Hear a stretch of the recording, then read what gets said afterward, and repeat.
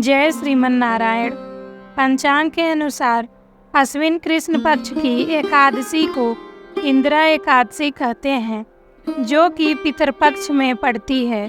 इस एकादशी के प्रभाव से पितरों को अधोगति से मुक्ति मिलती है।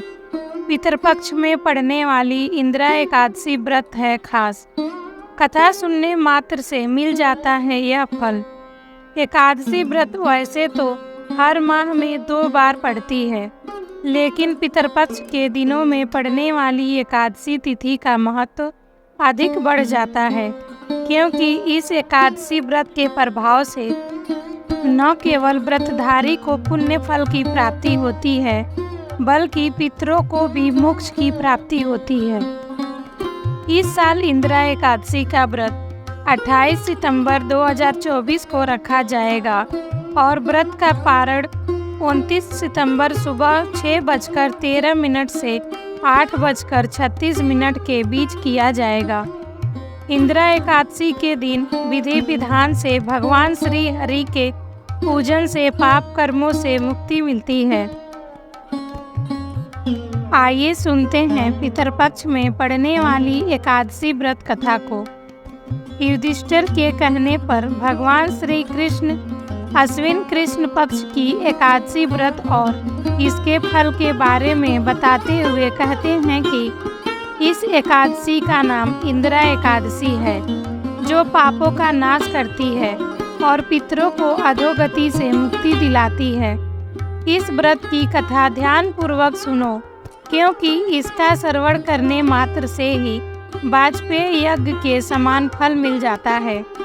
सतयुग समय की बात है। महिष्मती नाम की नगरी में एक इंद्रसेन नामक प्रतापी राजा था। वह धर्म पूर्वक अपनी प्रजा का शासन करता था।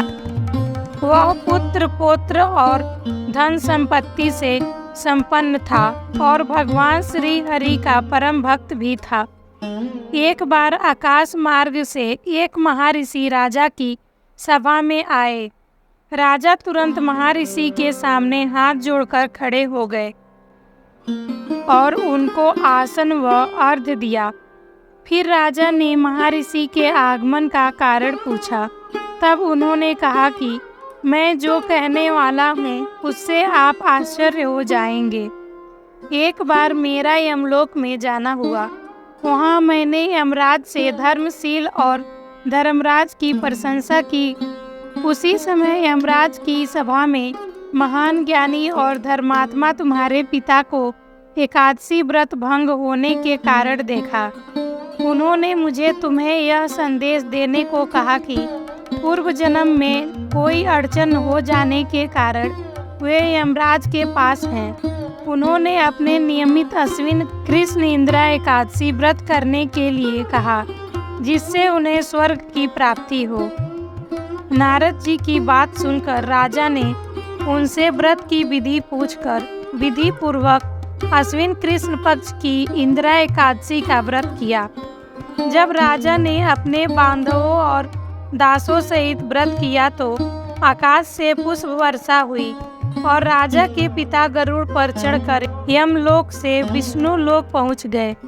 बाद में एकादशी के प्रभाव से राजा इंद्रसेन को भी मरणोपरांत स्वर्ग लोक की प्राप्ति हुई। कृष्ण कहते हैं, हे युधिष्ठिर, इंदिरा एकादशी व्रत का जो महत्व मैंने तुम्हें कहा, इसका पठन या श्रवण करने मात्र से ही मनुष्य के पाप मिट जाते हैं और वह संसार के समस्त सुखों का भोग कर वैकुंठ को प्राप्त हो जाता है।